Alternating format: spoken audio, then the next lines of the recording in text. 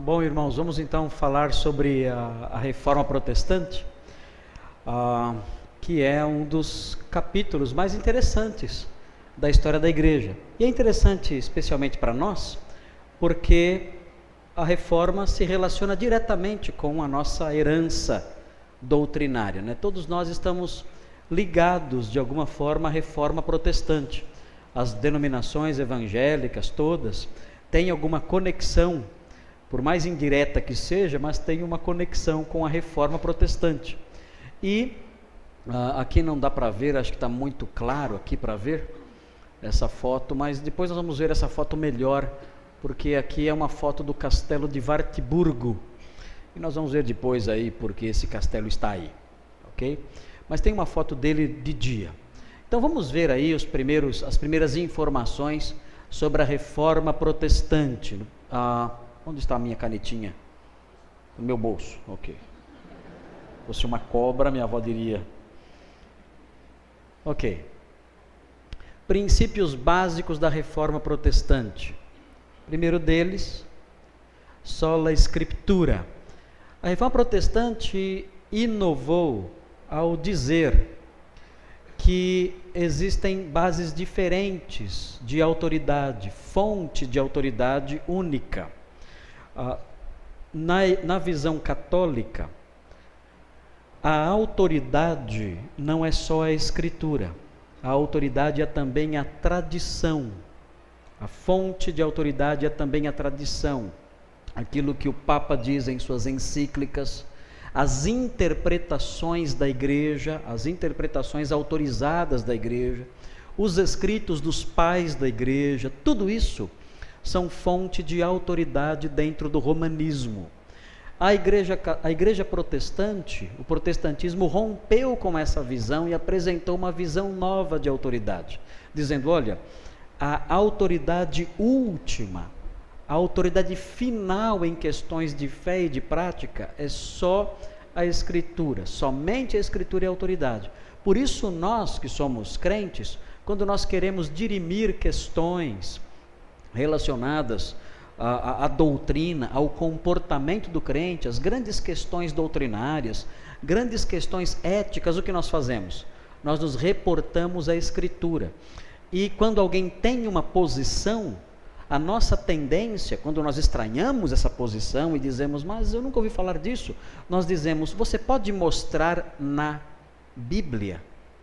O que nós queremos com isso? Nós estamos dizendo, olha, eu quero que você aponte um fundamento escriturístico para isso que você falou. Eu sou a favor do aborto até tal mês da gravidez. Você poderia fundamentar essa sua visão na Escritura? E se a pessoa não consegue fundamentar sua visão ética na Escritura, ou sua visão teológica na Escritura, nós desconfiamos daquilo que ele está dizendo, dizemos, olha, é difícil a gente aceitar isso aí. De onde vem esse nosso apego à autoridade bíblica como palavra final? Vem da época da Reforma. Os reformadores ensinaram isso, somente a Escritura é a única fonte última de autoridade em termos de fé e em termos de prática, sola scriptura.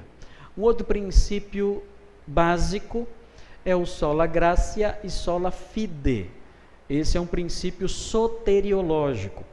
Para o protestantismo, a salvação se dá somente pela graça de Deus.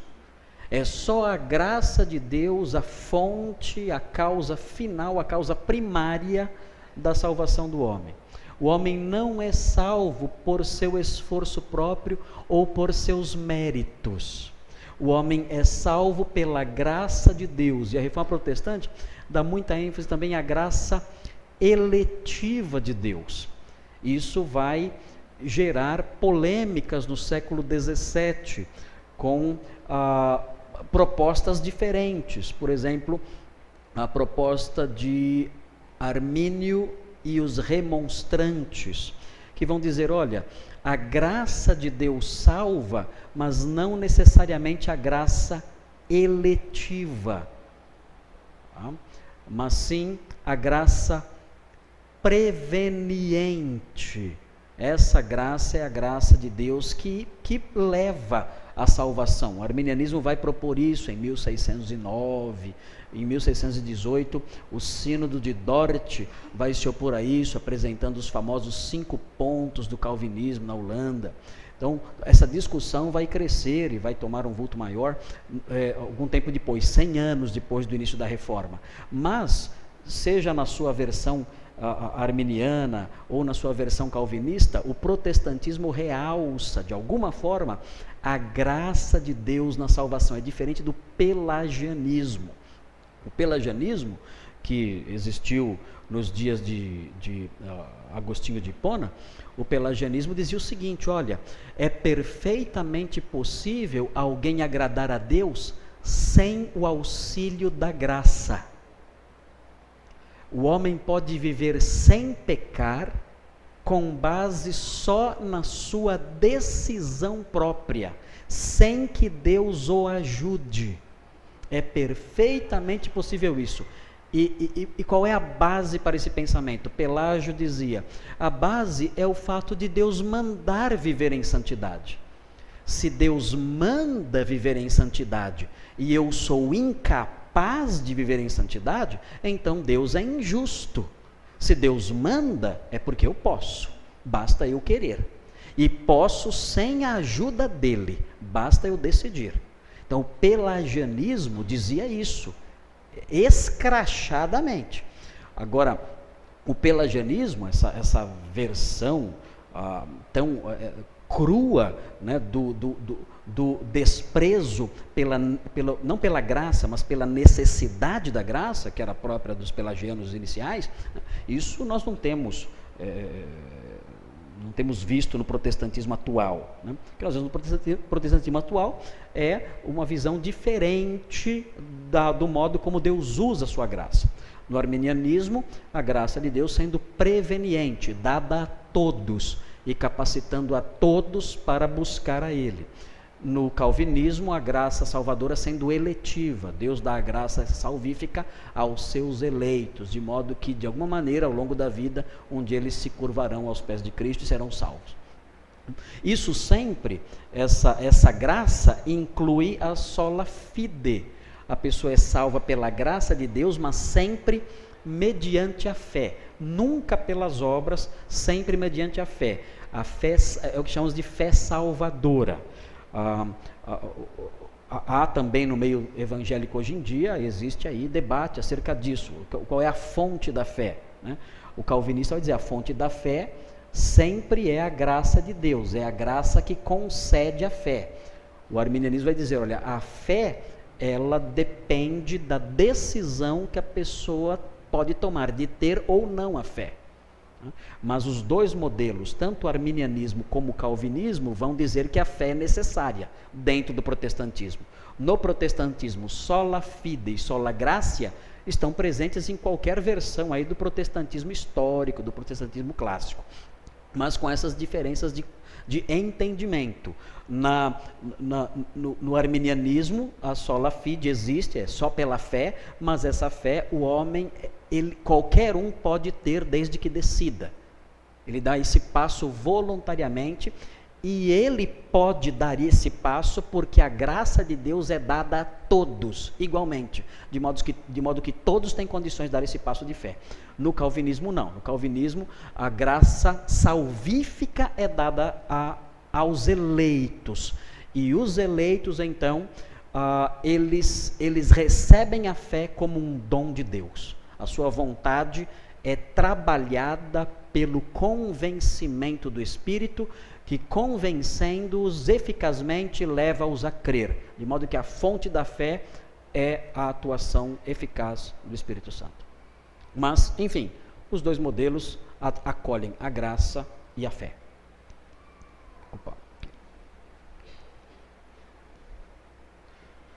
Importante isso aqui: o sacerdócio universal.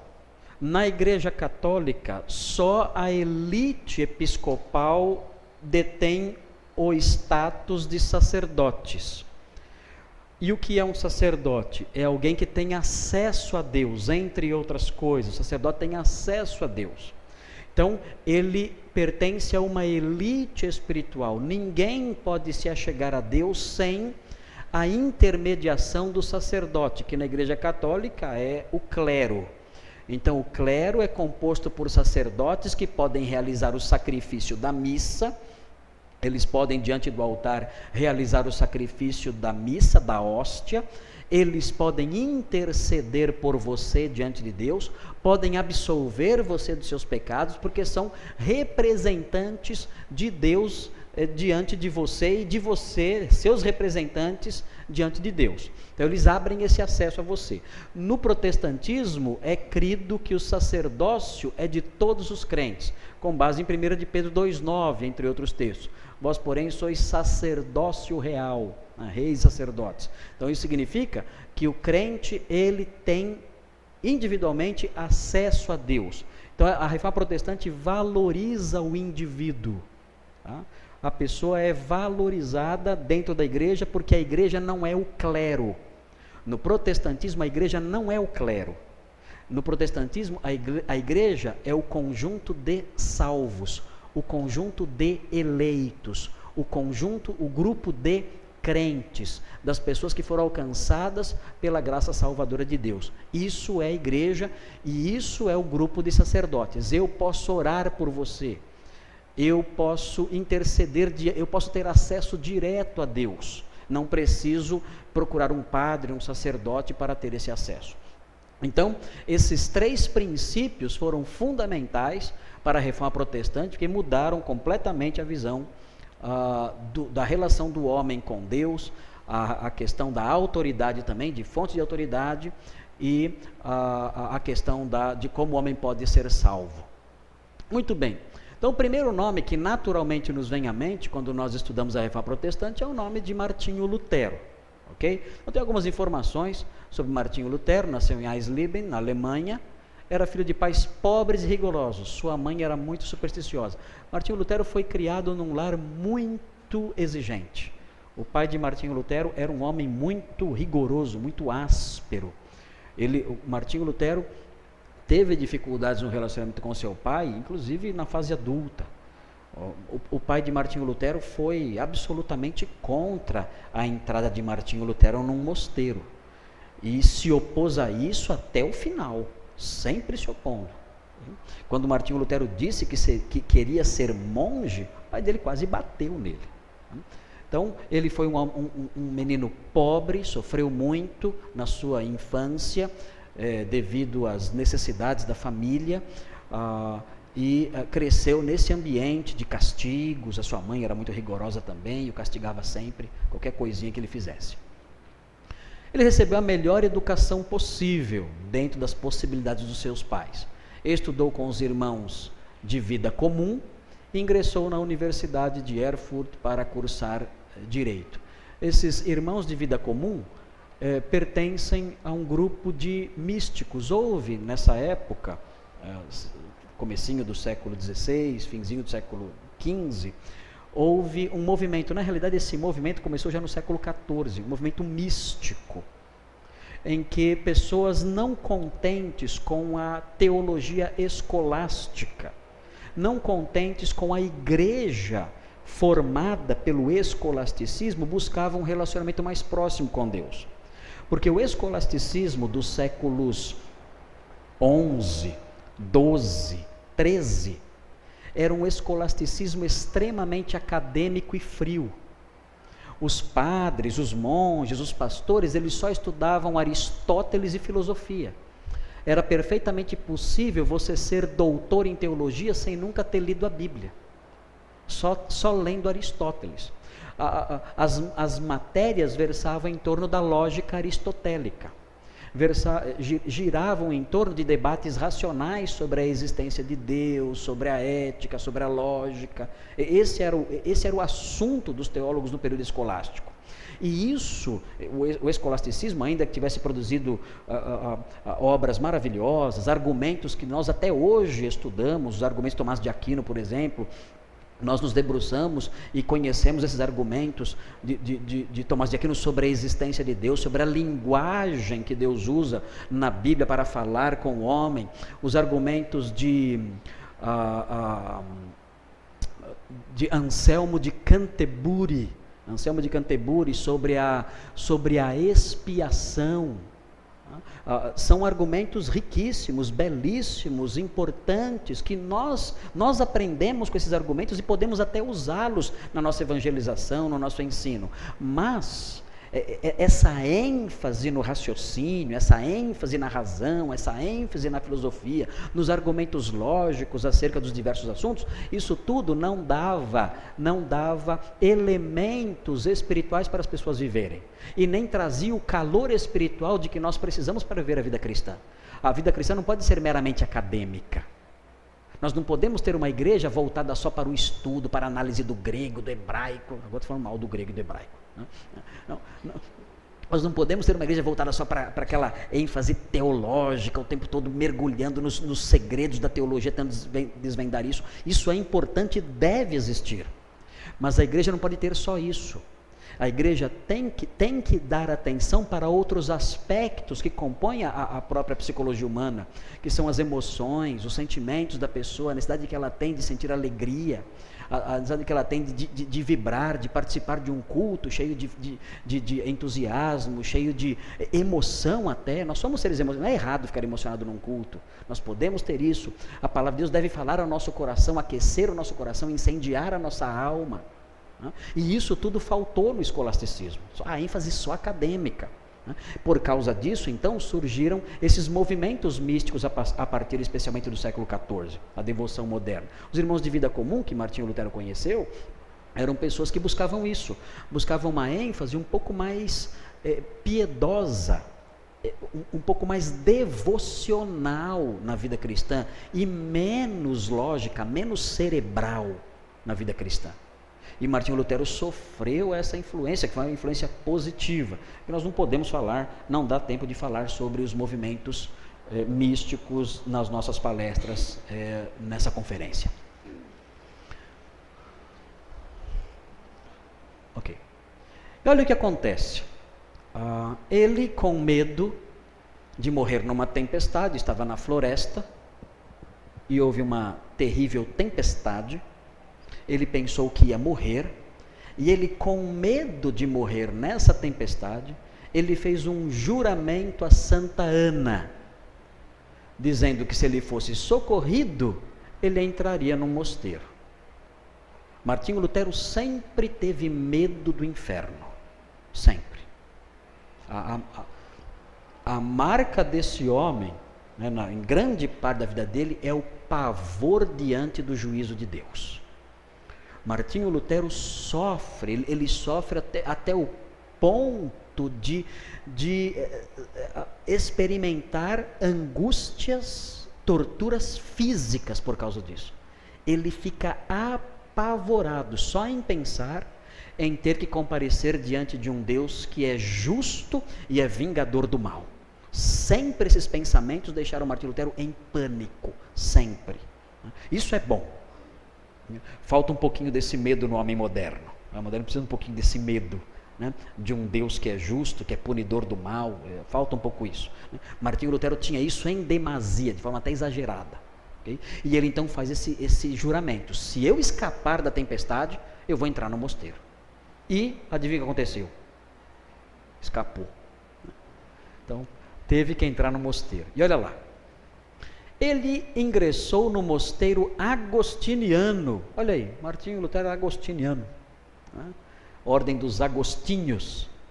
Mosteiro agostiniano de Erfurt, Alemanha, em 1505. E ali no mosteiro ele enfrentou diversas crises espirituais. João Staupitz, que era o líder da ordem, seu confessor, o aconselhou a meditar na cruz de Cristo. É muito interessante a jornada espiritual de Martinho Lutero nessa fase.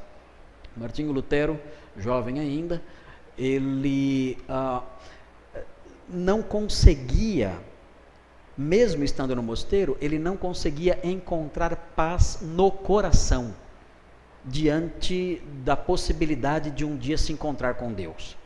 Então o que ele fazia? Todo dia ele ia confessar seus pecados ao seu confessor, para obter absolvição. Evidentemente, o confessor lhe dava alguma tarefa para ele, dizia, olha, você fez isso? Fiz, eu quero confessar, tá, ok. Então, para você ser perdoado, você tem que rezar tantos Pais Nossos, tantas Ave Maria, jejuar uma noite, ou 2 ou 3, enfim, dava ali alguma receita para ele conseguir o perdão dos pecados. Né? Quando Martinho Lutero estava indo para o quarto, para a cela dele, lembrava de outro pecado. Aí voltava e falava, olha, eu lembrei de mais um, outro, então tá, então você faz isso, isso, isso. Ele ia embora e voltava depois, de novo. O que acontecia, é até engraçado, o confessor de Martinho Lutero, às vezes, dizia assim para ele, olha, eu absolvo você de todos os pecados que você confessou e de todos que você vai lembrar. Já está liberado já de uma vez. Não precisa se preocupar mais com esses pecados não, que já está liberado já. Né? Liberava, assim por atacado, já liberava de uma vez, porque não tinha como. Martinho Lutero voltava 3, 4, 5 vezes para confessar seus pecados. E nessa luta, nesse desespero por causa do pecado, ele entrava na cela, ele trancava a porta, ficava lá jejuando dias e dias e dias. Às vezes os monges tinham que arrombar a porta da cela dele para tirar lá de dentro. Ele estava desmaiado lá, prestes a morrer lá, de inanição lá. Às vezes se chicoteando, pegava um açoite, batia nas costas, até sangrar, né, para se penitenciar dos seus pecados. E não conseguia encontrar a paz no coração.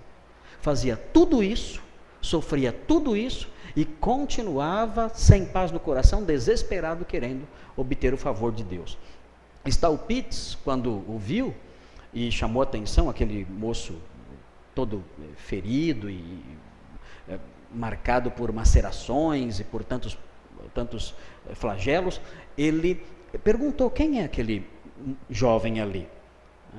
E o abade da ordem disse, Staupitz estava de passagem apenas ali. E o chefe da ordem, o abade daquele mosteiro, disse, olha, esse é o irmão Martinho, ele é extremamente zeloso dessas coisas e ele é uma figura singular aqui no mosteiro. Né? Até se destaca por essas questões aí de autoflagelação e de buscar o perdão de Deus. Então Staupitz se aproximou dele, começou a conversar com ele. Então Martinho Lutero sentiu em Staupitz a presença de um amigo, de alguém com quem ele poderia falar e compartilhar e dizer das suas lutas. E ele fez isso. Ele disse a João Staupitz, ele disse, olha, o meu pecado, ele disse para João Staupitz, o meu pecado se apresenta na minha mente como algo extremamente real. Ele fala, é muito forte no meu coração a noção que eu tenho da realidade do meu pecado. E eu não sei, ele dizia em lágrimas, em pânico ele dizia isso, eu não sei o que fazer para comparecer desse jeito diante de Deus. Eu não sei. Eu tremo de pensar na justiça dele, porque o meu pecado é real, eu sei que o meu pecado é real, eu não consigo me livrar do meu pecado e eu não sei como vou enfrentar a face desse Deus vingador, a face desse Deus justo, desse Deus santo, eu não sei como fazer com isso. E houve uma frase que João Staupitz disse para Martinho Lutero, que é interessante. Ele fala assim para Martinho Lutero, o que você queria? Você queria ser um pecador só em pintura? E ter um Salvador só em pintura? Olha o joguinho que ele fez. Ele disse, você queria ser um pecador só em pintura? E ter um Salvador só em pintura? É porque o seu pecado é real que o seu Salvador é real. Pecadores reais precisam de um Salvador real. E é por isso que Cristo é real, porque o seu pecado é real. Olha a visão que ele trouxe para Martinho Lutero sobre o papel de Cristo no perdão dos pecados. Fala assim, olha,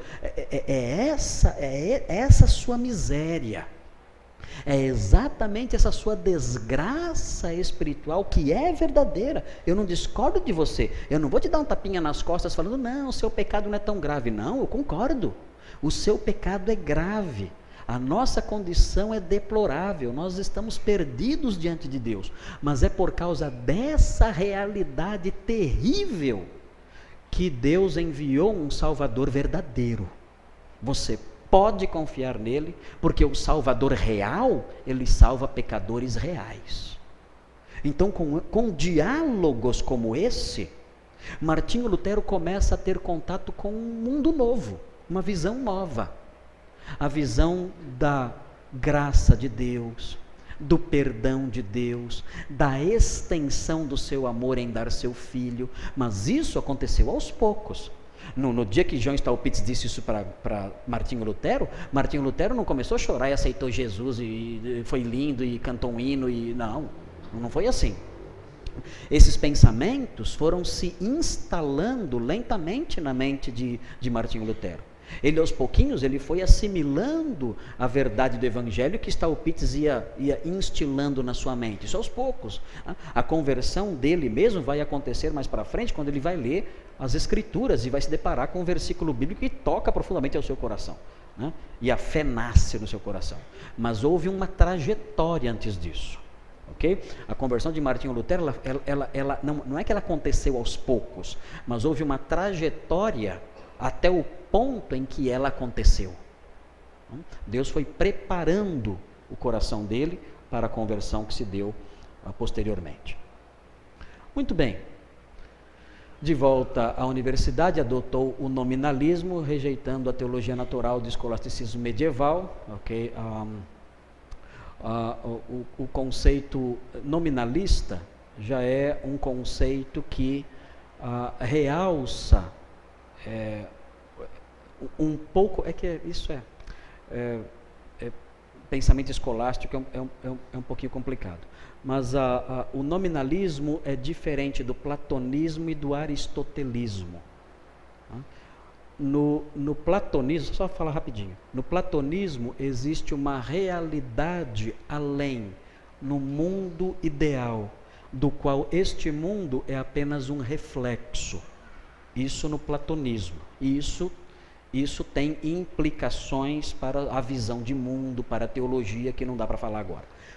No aristotelismo, a realidade está presente nas coisas. Os universais estão nas coisas. A linguagem escolástica era universalia in re. Os padrões absolutos estão presentes nas coisas. A teologia medieval desse período aqui era uma teologia fortemente aristotélica, por causa de Tomás de Aquino, que era fortemente aristotélico. Agora, Martinho Lutero aqui, ele adota o nominalismo, que era mais proposto por Guilherme de Ockham. No nominalismo, a realidade está nas coisas, mas a pessoa percebe isso. A pessoa percebe a realidade nas coisas e ela atribui às coisas um nome. De modo que o indivíduo é extremamente importante no nominalismo. Então, o nominalismo é um modelo, é uma cosmovisão filosófica em que o indivíduo é importante e fundamental na compreensão da realidade. Então, essa visão nominalista que Martinho Lutero adota a partir do conhecimento de alguns filósofos e teólogos escolásticos, é importante para o conceito de igreja depois. Porque no conceito de igreja, os indivíduos têm importância. Cada pessoa é importante no conceito teológico, bíblico, neotestamentário de igreja. O nominalismo corrobora, fortalece esse fator. Ok? Isso é mais complicadinho um pouco. Em 1511, visitou Roma a serviço da sua ordem e ficou decepcionado com o caos moral e religioso que viu ali. Martinho Lutero, ele era um pouquinho ingênuo em relação à realidade da sua igreja, né? Quando ele visitou Roma em 1511, ele pensava encontrar ali na Cidade Santa monges piedosos, todo mundo adorando a Deus e tal. Quando ele chega lá, ele percebe que os monges viviam no luxo, Eram vagabundos, comilões e beberrões. Era isso. Ele se assusta, porque ele estava acostumado nos mosteiros da Alemanha. Ele ali dando chicotada nas costas, jejuando e orando, confessando os pecados. Ele chega em Roma, os padres ali, os monges comendo em louças finas, a mesa lotada, eles se empanturrando, quase até vomitar, bebendo como frades que eram, e uma devassidão completa. E ele se assusta com isso, começa então a questionar: que igreja é essa? A igreja de Roma, a igreja da santa cidade, é assim? Então ele começa a perceber que alguma coisa não está funcionando na igreja católica romana, começa a perceber a necessidade de mudanças, de uma reforma na igreja. Ok, obteve o doutorado na Universidade de Wittenberg, onde passou a lecionar Salmos, Romanos, Gálatas e Hebreus. Então note aí o contato de Martinho Lutero com a Escritura agora.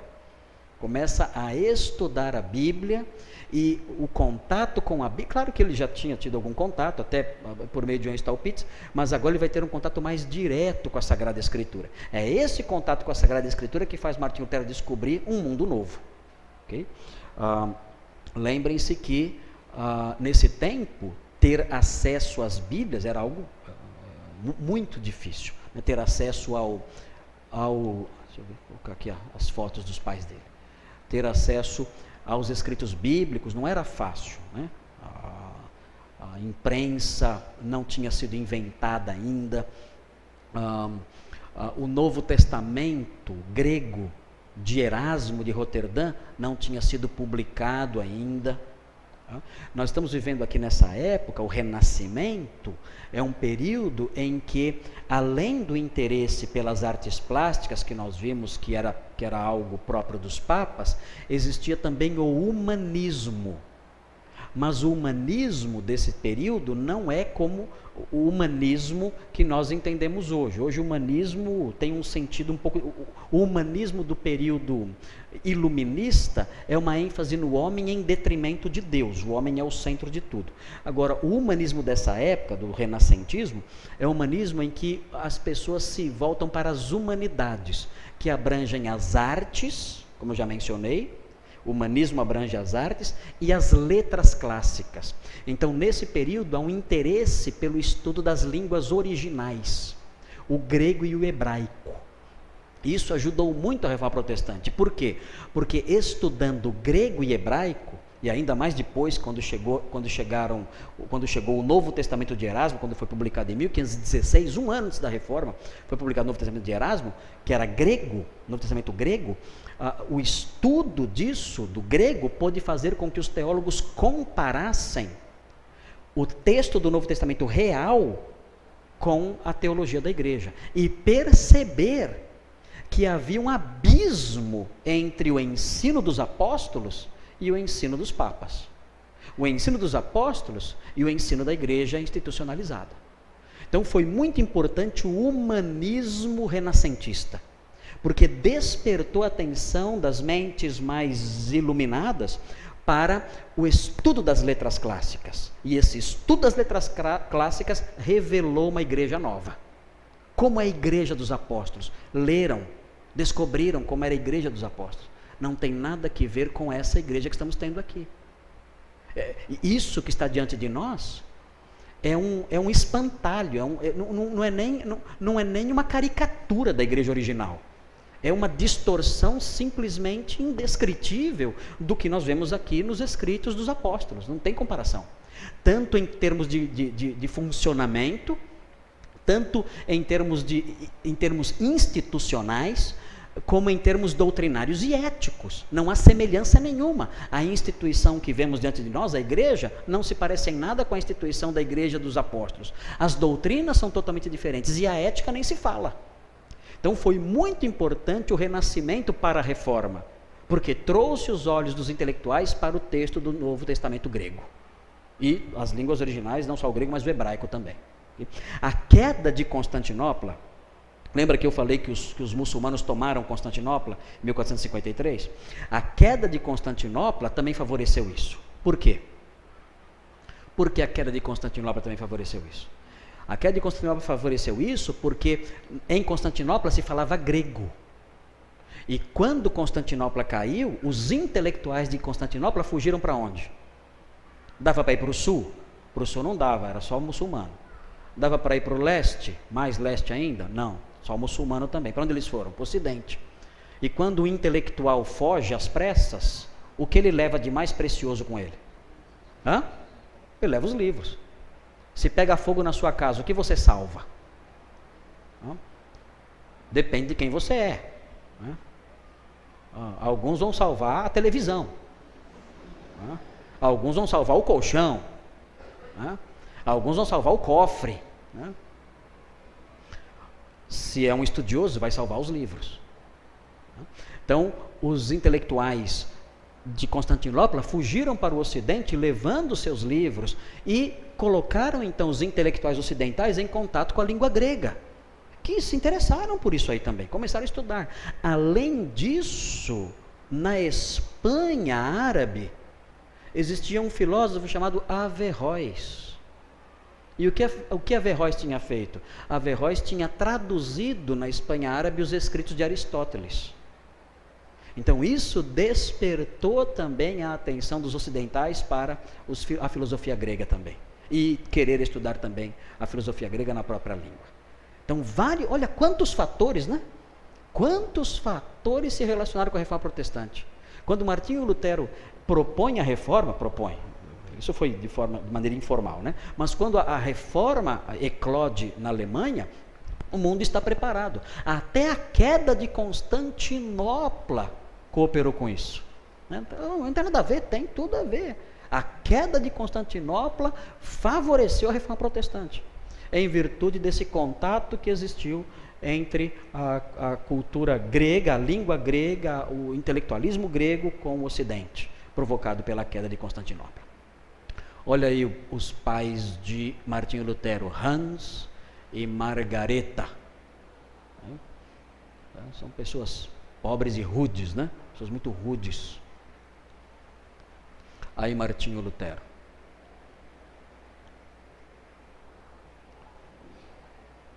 Por favor, me ajude aí. Ok, aí outra. Isso aí, Martinho Lutero. São desenhos, são pinturas clássicas dele, né? Geralmente esses quadros aparecem.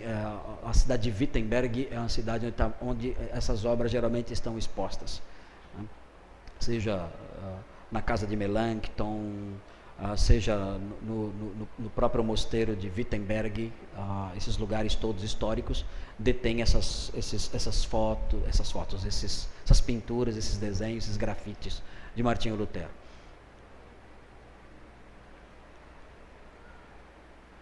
Ok. Entre 1513 e 1518 passou a ter uma compreensão correta da justiça de Deus. Romanos 1,17 foi crucial para essa compreensão. Então, o que diz Romanos 1,17? Quem sabe? O que está escrito em Romanos 1,17? O justo viverá pela fé. E Martinho Lutero passou a compreender, então, que a única forma de alguém comparecer diante de Deus sendo justo seria crendo. A pessoa que crê em Cristo, a essa pessoa é imputada a justiça de Deus. E o que é justiça de Deus em Romanos? Martinho Lutero compreendeu isso. Martinho Lutero, ele escreveu inclusive uma introdução a Epístola aos Romanos, escreveu um comentário aos Romanos, e na sua introdução ele mostra a compreensão dessa epístola. Inclusive é um texto interessante de se ler. Agora, justiça de Deus em Romanos, e isso é verdade, lendo Romanos você percebe isso, justiça de Deus em Romanos não significa o fato de Deus ser reto. A justiça de Deus, Deus é reto, ele é justo. Não é esse o sentido. Justiça de Deus em Romanos significa como o homem pode comparecer diante de Deus livre de culpa. Essa é a grande questão. como o homem pode comparecer diante de Deus livre de culpa. E era exatamente a questão que torturava Martinho Lutero. Como eu posso comparecer diante dele sem culpa? Então, Romanos 1,17 dá a resposta. O justo, o homem pode comparecer diante de Deus justo e viver. Como? Crendo. Se ele crer em Cristo, a justiça de Cristo é imputada a ele, de modo que então ele pode comparecer diante de Deus, não com justiça própria, não com a justiça que ele adquiriu, mas com a justiça que lhe foi imputada. Na Reforma Protestante, o conceito de imputação é extremamente importante. Na teologia protestante, nós temos esse conceito tanto no aspecto negativo quanto no aspecto positivo. Na teologia protestante, o pecado não é só um ato que você realiza. Na teologia protestante, o pecado é também imputado. O que significa isso? Significa que o homem já nasce com uma culpa imposta. Martinho Lutero descobriu isso em Romanos 5. O pecado de Adão é imputado ao homem. Eu não preciso fazer nada para ser pecador. Para ser pecador, basta eu nascer. O pecado de Adão é imputado, ele é atribuído à humanidade. Por quê? Porque ele é o representante da humanidade. Adão é o nosso procurador. O que ele faz nos afeta. E ele pecou, se tornou culpado, a humanidade se tornou culpada nele. Mas tem o segundo Adão. O segundo Adão, por um só ato de justiça, assim como um só ato de desobediência trouxe culpa, um só ato de justiça trouxe justificação para aquele que crê. Então, esse conceito de imputação é importante. Martinho Lutero descobriu. Para ser pecador não tem que fazer nada, basta nascer. Mas para ser justo também não precisa fazer nada. Não precisa bater nas costas. Não precisa passar a vida inteira jejuando, implorando, morrendo, não. Assim como o ato de Adão me atribui culpa, o ato de Cristo atribui justiça a quem crê. Se eu crer em Cristo, a justiça dele é atribuída a mim, assim como a culpa de Adão foi atribuída a mim quando eu nasci. Então, esse conceito de imputação está presente na teologia protestante até hoje. Até hoje. Todos pecaram. Todos pecaram e estão destituídos da glória de Deus. Eu nasci na iniquidade e em pecado me concebeu minha mãe. Ok.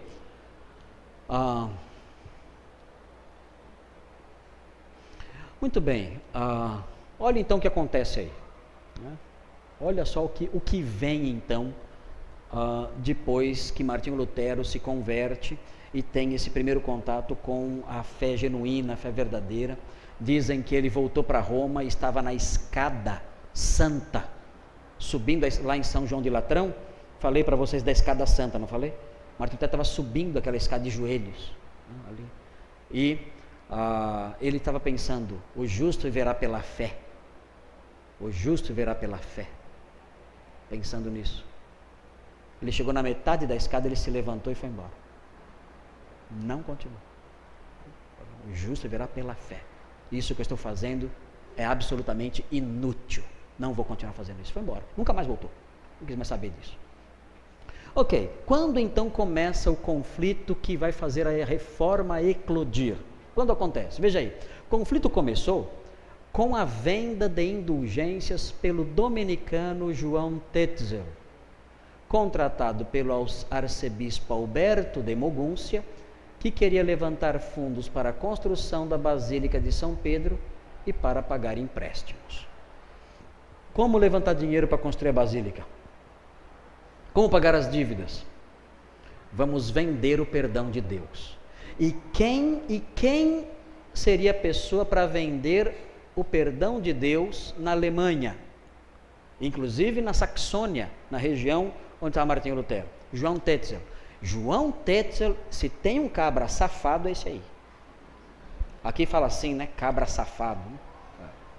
Se tem um cabra safado, é esse João Tetzel aí. Ele chegava numa cidade, acredite se quiser, ele chegava numa cidade, montava uma banquinha, com lista de preços, e cada pecado tinha um preço. Adultério, tantos ducados. Furto, tantos ducados. Assassinato, tantos ducados. Tinha tudo lá. E outra coisa, você podia comprar o perdão para você e para pessoas que já tinham morrido. Então, se você quisesse o perdão de Deus para um parente seu que tinha morrido, sem problema. Então, ele dizia o seguinte, olha, o ditado dele era assim: quando a moeda cai na caixa, a alma pula do purgatório. Era assim, a mesma velocidade. Moeda caiu, a alma subiu. Até musiquinha. Moeda caiu, a alma subiu. Moeda caiu, a alma subiu. Ele que inventou essa música aí que a gente canta na EBF, né? Mas era assim, ele dizia isso. Se a moeda cair na caixa, a alma sobe do purgatório na hora. E a coisa funcionava assim. Um exemplo. Chegou numa cidade uma vez. Estava lá na cidade, não vendeu muito. Né? Pessoal meio pobre. O que ele fez? Foi para casa. No outro dia ele falou assim, no sermão. Foi na igreja e falou assim no sermão na igreja: irmãos, nesta noite eu escutei, enquanto estava na minha casa à noite, eu escutei gritos e gemidos vindo do cemitério. Era a alma de alguém desta cidade no purgatório, precisando do perdão. E eu estou indo embora, e essa alma pode ser a alma do seu pai, da sua esposa, do seu filho, e eu estou indo embora, e você está deixando ir embora comigo a oportunidade de libertar essa alma do purgatório. Eu não sei de quem é a alma, a alma não falou o nome, mas pode ser a alma do seu marido, da sua esposa, do seu filho, do seu pai, e se você não comprar o perdão dessa alma, essa alma continuará gemendo como está gemendo agora. Olha, estourou a venda de indulgência lá na cidade. Todo mundo comprando indulgência para o pai, para a mãe, para os mortos, enfim. E outra coisa também que ele fazia, o texto ele fazia o seguinte também: ele vendia perdão de pecados que você ia cometer. Se você falasse assim, olha, eu quero adulterar amanhã, eu posso comprar o perdão agora, adiantado? Fazemos qualquer negócio. Só que é um pouco mais caro. Assim, perdão para pecado que você vai cometer, mas não é assim tão fácil não. Eu vou ter que cobrar um pouco mais. Mas não tem problema, pode sim. Por quê? Porque os tesouros que Cristo adquiriu com a sua justiça são tão gigantescos, tão vastos, tão numerosos, que você consegue perdão para qualquer coisa, enfim, você compra e o perdão vem sem problema nenhum. E a igreja detém esse tesouro. A igreja pode administrar esse perdão como ela quer. Se você pagar, a igreja concede o perdão de qualquer coisa. Uma vez um moço chegou para ele e falou assim: olha, eu quero cometer um pecado nos próximos dias. Você me vende o perdão? Ele falou, vendo. O que você vai fazer? Ele falou assim, eu quero roubar. Ah, você vai roubar? Eu vou. Então vendeu o perdão para ele. Quando o Tetzel foi embora, o moço assaltou ele e roubou todo o dinheiro da caixa. E ele voltou desesperado para a cidade, reclamou, e o moço disse, ó, você não pode falar nada. Eu tenho o perdão da igreja aqui, ó. Sinto muito. E Tetzel teve que ir embora, desmoralizado, bravo, arrasado, porque ele não podia dizer que aquele perdão não valia.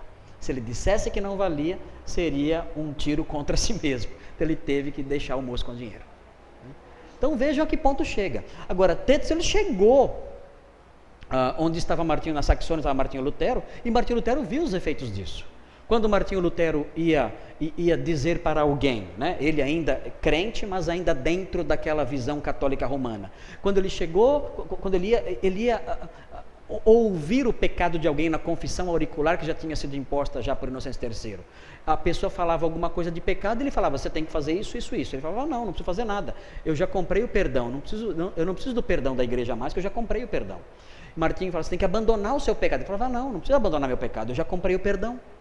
Então Martinho Lutero teve terríveis dificuldades com isso, e por causa disso, então, ele se rebelou contra o sistema de venda de indulgências. Aí, como mostras disso, ele fixou suas 95 teses em 1517, convocando para um debate a ser realizado na universidade. Era o dia 31 de outubro de 1517, quando ele fixou as 95 teses na porta da igreja do castelo de Wittenberg. E esse dia, o dia 31 de outubro de 1517, é considerado o dia da Reforma Protestante. Por que ele fez isso? Era um procedimento comum na época. A porta da igreja estava cheia de propostas assim. Ele colocou lá suas 95 teses, convidando para um debate sobre as indulgências, dizendo que nem o Papa poderia apagar o perdão que Cristo dá quando há arrependimento. Então, isso foi algo que chocou profundamente as pessoas. O procedimento de colocar na porta era normal. Todo mundo queria debater, colocava lá as teses na porta. Né? Mas quando ele fez isso, as teses que ele propôs realmente chocou a cristandade toda. Ele não esperava que ia dar no que deu. Lutero não esperava que ia dar no que deu.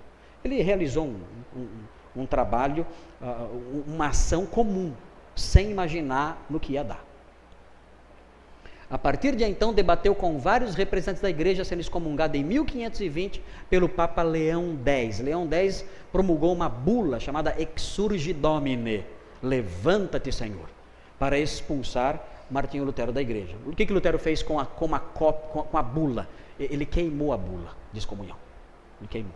Em praça pública ele queimou a bula de excomunhão. E em toda a Alemanha, muitas pessoas fizeram bulas, cópias de bulas papais, e queimaram simbolicamente também, dizendo: nós estamos com Martinho Lutero. Olha só, é um monge obscuro, né, do mosteiro, lá pobre. De repente toda a Alemanha começa a se levantar para ficar do lado dele. É muito interessante essa parte aí da reforma. Vários debates, um dos debates foi com o cardeal Cajetano, a disputa de teve também a disputa de Leipzig também, em que Martinho Lutero se declara russita. O que é um russita? O que é um russita? Ele debateu na disputa de Leipzig com João Eck. E João Eck disse assim para ele, João Eck foi maldoso. Eck falou assim para ele: pelo que eu estou entendendo, você é um russita. Aí ele pediu um recesso, se reuniu com seus amigos, conversou com ele, voltou depois e falou assim para João Eck: olha, eu sou russita, Agostinho era russita e o apóstolo Paulo era russita.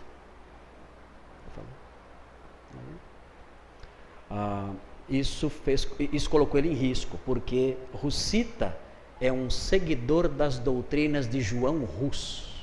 Já ouviram falar de João Hus?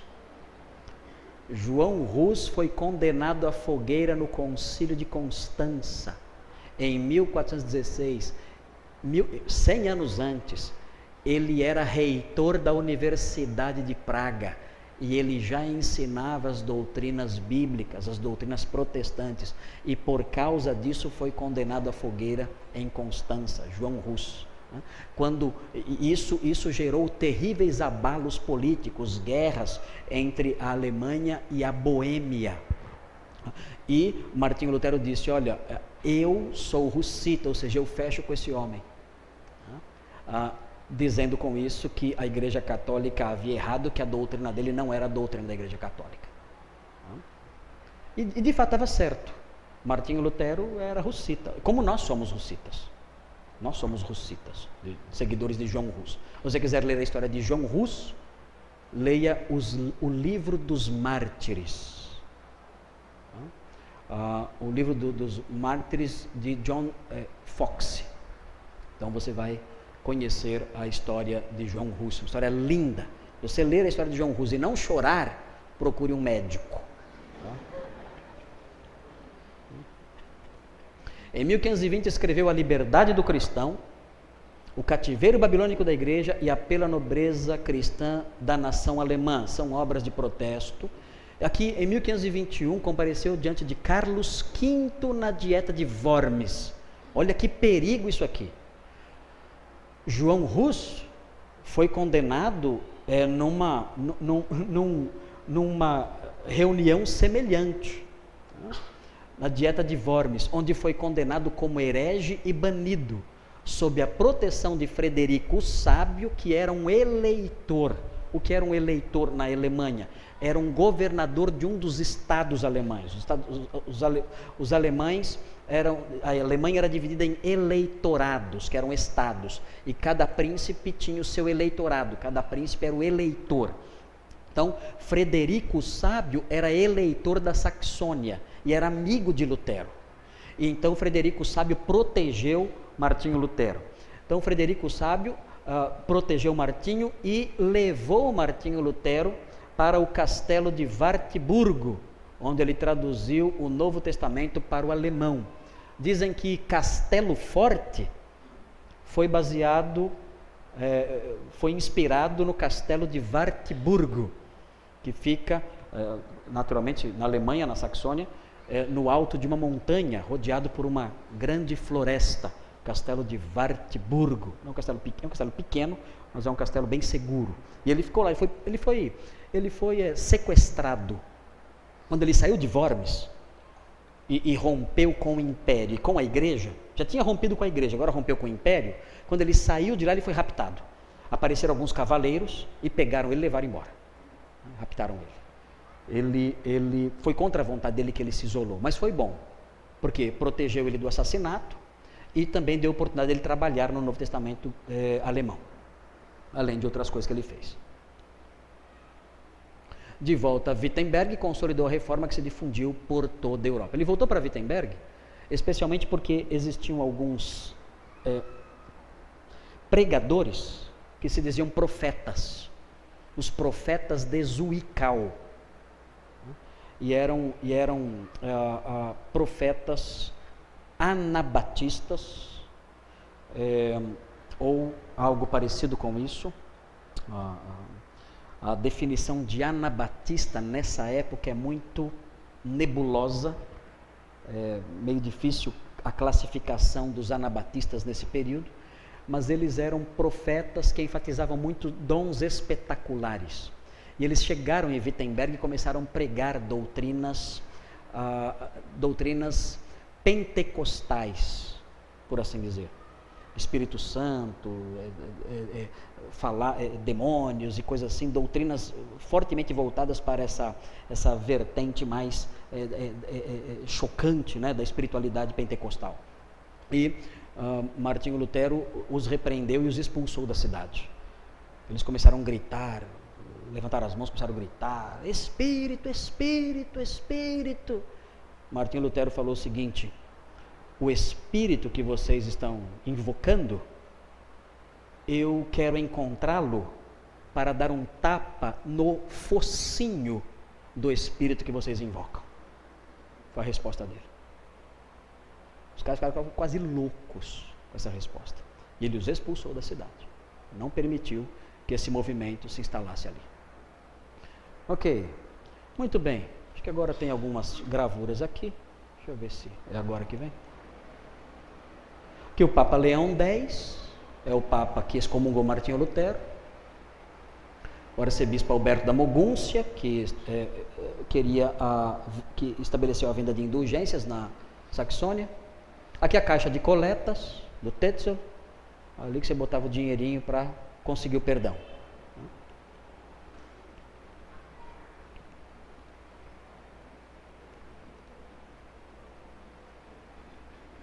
Essa aí é a porta da igreja de Wittenberg.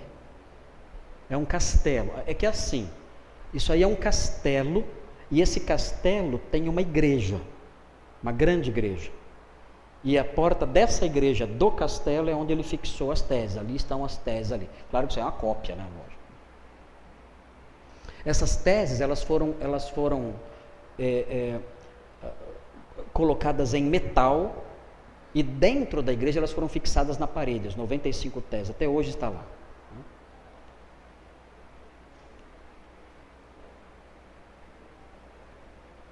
Aqui Wittenberg, a igreja do castelo,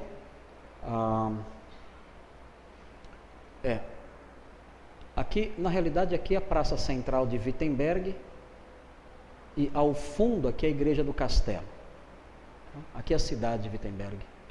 Tem duas igrejas, né? Essa aqui é a igreja do castelo, essa aqui. Aqui são estátuas.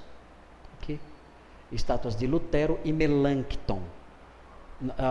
Na Reforma Protestante, a figura de Philippe Melanchthon foi extremamente importante, porque Philippe Melanchthon é o teólogo da Reforma. A profundidade teológica de Melanchthon supera a de Martinho Lutero. Ele era jovem, realmente brilhante. Melanchthon era um gênio. Falava latim, falava fluentemente, improvisava sermões em latim. Era uma figura extraordinária. Aqui, acho que esse aí é o Tetzel. Aqui é a porta da igreja de Wittenberg. Um aluno meu de história da igreja financiou uma viagem para mim, desde que eu desse aulas para ele no lugar. Eu falei, não posso ir. Não, claro que eu fui, né? Lógico. Quem não quer um aluno desse? Adivinha se ele passou de ano? Quem não quer um aluno desse? Então, aqui é a porta onde Martinho Lutero fixou as suas teses. Agora, evidentemente, a porta mesmo original não está mais aí, né? Isso aí não sobrevive a tantos séculos, né? Seria uma porta da idade do Brasil, então não tem como. Eu estive em Wittenberg no dia 31 de outubro, então exatamente no dia da comemoração da Reforma Protestante, e a cidade estava em festa. Então eu já fui lá nessa data para pegar a cidade em festa mesmo. E a cidade para comemorar a reforma. A Alemanha ainda mantém viva a comemoração da Reforma Protestante. E eles têm representações. Este aqui é o Martinho Lutero, moderno, e ele faz exatamente tudo. Ele sai do mosteiro, vai até a igreja e prega as teses ali. Depois tem um culto na igreja, a igreja toda se reúne e canta Castelo Forte. É de chorar, né? Você entra na igreja onde ele fixou as teses, e eles fazem um culto ali, cantam Castelo Forte, oram, né? Lindo demais, né? Muito bonito. As comemorações são muito lindas lá em Wittenberg, no dia 31 de outubro. Eu tirei uma foto com o Martinho Lutero, mas eu não trouxe, acho que a foto. Aqui é o interior da igreja de Wittenberg. Aqui é um túmulo da filha de Martinho Lutero, Elizabeth. Ela foi sepultada dentro da igreja de Wittenberg. Martinho Lutero se casou depois com uma freira chamada Catarina von Bora. Tem uma foto dela aqui também. Catarina von Bora.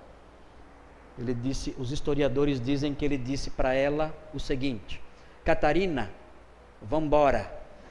E ela foi. Várias pesquisas foram feitas para descobrir. Este aqui é o mosteiro de Wittenberg, que foi Martinho Lutero tomou conta do mosteiro. O mosteiro virou um centro da Reforma Protestante. Então Martinho Lutero tomou conta do mosteiro e viveu lá com a esposa. Já pensou? Morou dentro do mosteiro com a esposa. Então aqui ele se reunia no refeitório do mosteiro. Nós estamos aqui do lado de fora do mosteiro. São alguns pastores que viajaram. Esse aqui é meu aluno. Esse aqui é o diretor do seminário de Guarulhos. Esse aqui é o Paulo França, que é o reitor do seminário Palavra da Vida. Esse aqui é o Rodrigo Justino, que é pastor da igreja menonita. Então nós viajamos com esse propósito histórico aí. E aqui a entrada do mosteiro, nós estamos do lado de fora. Aqui a entrada do mosteiro, onde Martinho Lutero, ali no refeitório do mosteiro, ele discutia teologia com seus amigos.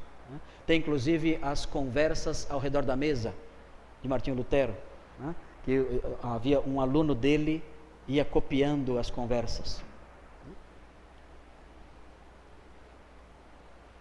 Ok, dentro do mosteiro ainda tem aqui uma estátua Essa estátua aqui, não dá para ver direito na tela, é a estátua de Catarina de Bora. Catarina von Bora, foi a freira que foi embora.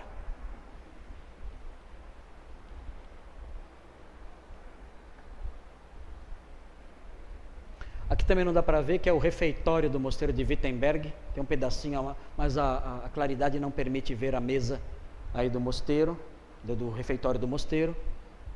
Se alguém quiser essas fotos, depois eu vou deixar com vocês aqui. Inclusive, o primeiro grupo, conjunto de fotos sobre a Idade Média, já está naquele computador. Eu não sei como o pastor vai fazer depois para disponibilizar para vocês. Quem quiser os slides todos, vai ficar aí com vocês. O pastor vai ver depois como ele vai fazer. Essas fotos também.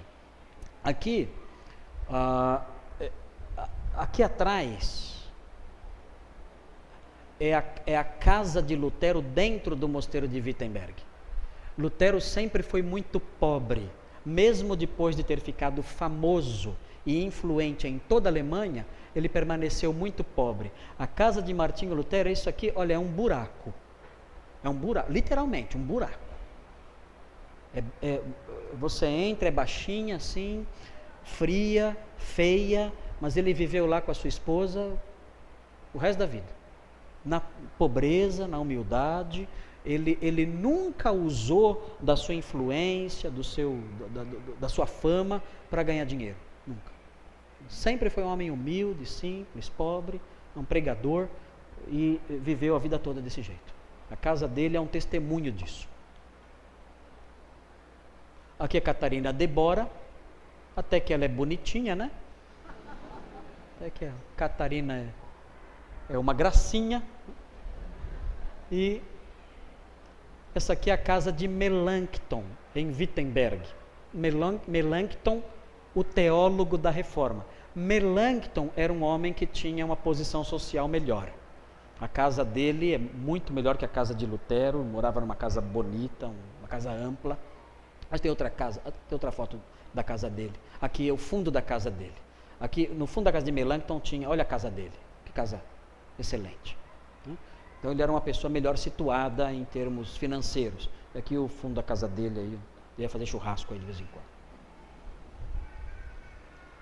Aqui o castelo de Wartburgo e um detalhezinho, o aposento de Lutero. Então aqui onde ele trabalhou para a tradução do Novo Testamento para o alemão, e o lugar, opa, deixa eu voltar.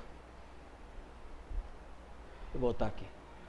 E o quarto dele. O quarto dele, ai, eu aperto o botão errado toda hora.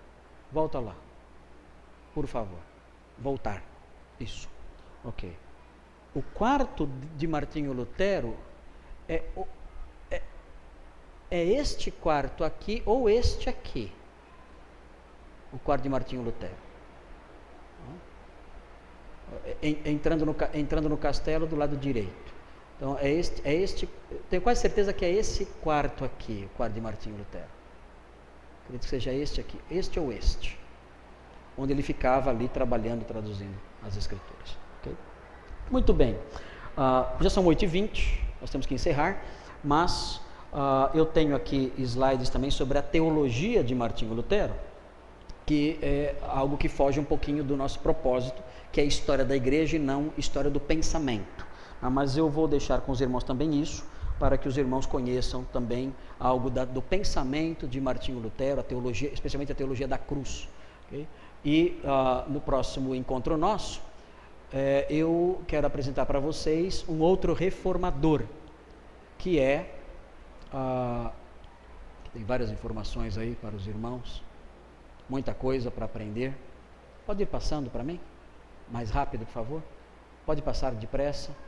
Coloca de Marburgo, não dá tempo de falar agora, eu falo amanhã sobre a teologia reformada. Amanhã talvez eu explique rapidinho para vocês sobre o colóquio de Marburgo, que é um episódio interessante da história da igreja protestante, ligada à figura de Martinho Lutero. Amanhã, talvez possamos falar isso amanhã pela manhã. Hoje não dá mais tempo, muita coisa não daria para falar hoje aqui. Então, pastor... Pastor, e a música? Oi? A música que você vai cantar? Eu pensei que tinha esquecido. A música que eu vou cantar, na realidade, é sobre João Calvino. Eu fiz essa música para João Calvino, mas os irmãos têm que conhecer a história de João Calvino, para entender a música. Mas então eu vou cantar então, a pedido do pastor. Eu vou cantar essa música. Eu fiz para os meus alunos, para que eles aprendessem a história. Eu fazia muitas musiquinhas para personagens de história da igreja, para ensinar os meus alunos. Eu fiz várias musiquinhas. O senhor era ariano nesse caso. Oi? O senhor era ariano. Ariano, Ario fazia isso, Ario né? fazia isso. Ario fazia umas musiquinhas para ensinar, né, a sua teologia lá em Alexandria. Mas eu fiz essa musiquinha e ela vai falar sobre Calvino.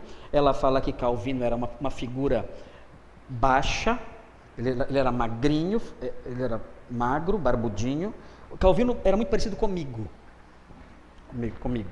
só que mais magro do que eu. Mas não era uma figura alta, nem uma figura bonita, um galã, não, nada disso, né? Mas era baixinho, magrinho, muito doente. Calvino era muito doente. Eu vou falar sobre ele melhor amanhã. E ele ficou em Genebra, realizou a reforma em Genebra, foi perseguido por isso, foi exilado por causa do seu rigor em Genebra. Depois ele voltou.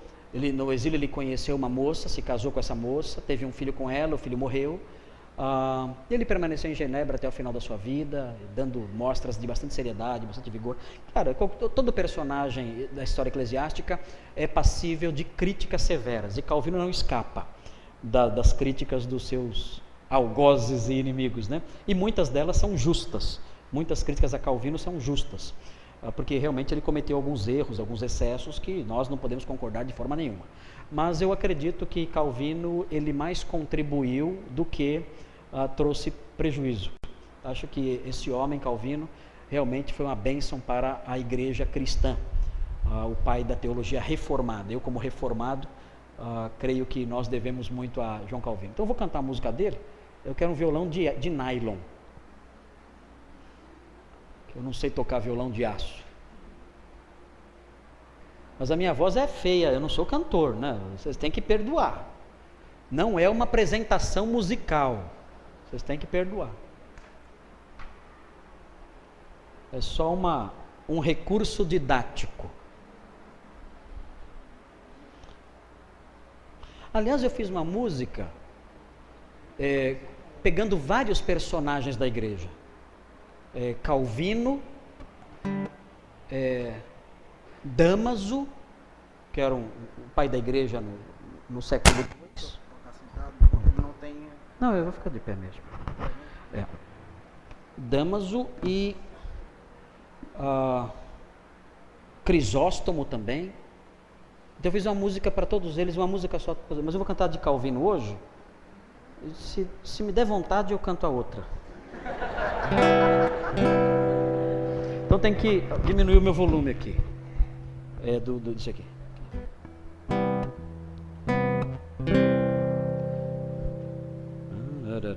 Tá. Eu vou tentar. Faz tanto tempo que eu não canto essa música, rapaz. Eu devia ter ensaiado. Eu vou ver se eu lembro, porque faz tanto tempo que eu não canto. Por que eu falei disso ontem? Não devia ter falado. Não devia ter falado dessa música, não. Olha, eu estou aqui pagando mó mico aqui.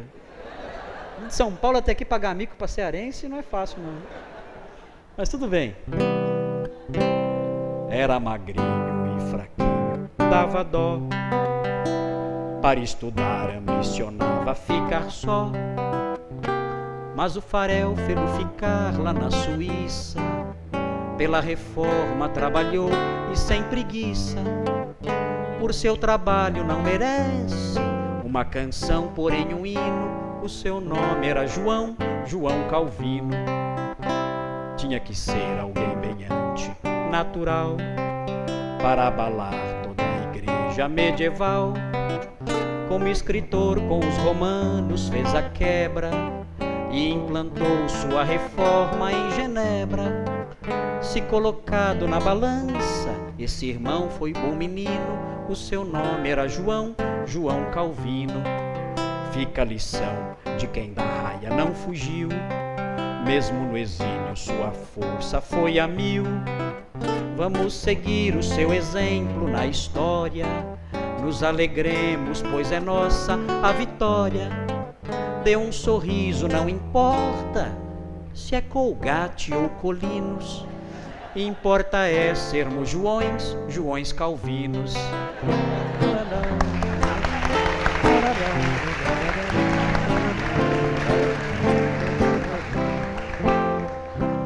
Outra? Ok, então vou cantar outra. No exterior.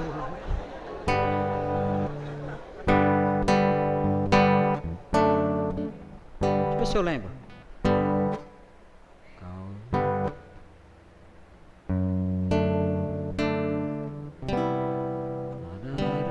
Começa um Calvino também. Mas é que eu fiz um joguinho de palavras com os nomes dos personagens. Então começa dizendo Calvino, e aí diz vi no exterior do sepulcro que eu era.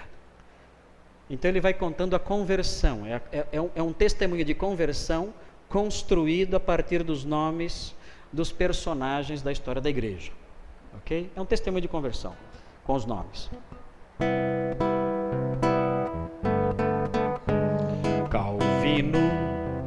Calvi no exterior do sepulcro que eu era. Damas e outras vaidades, então eu deixei. Crisóstomo, Cristo, e estou morto para o pecado fatal. Satanás e o seu reino ficaram para trás. E nacionalidade celeste ganhei aqui no meu coração.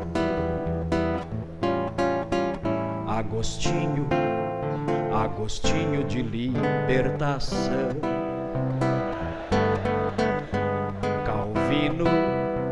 Calvi no exterior do sepulcro que eu era.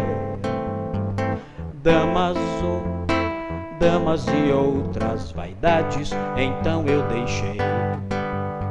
Crisóstomo, Cristo, estou morto para o pecado fatal. Satanás e o seu reino ficaram para trás. E nacionalidade celeste ganhei aqui no meu coração.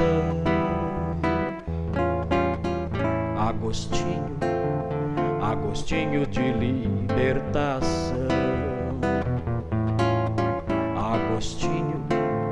Agostinho de libertação. Homenagem a Agostinho no final, né?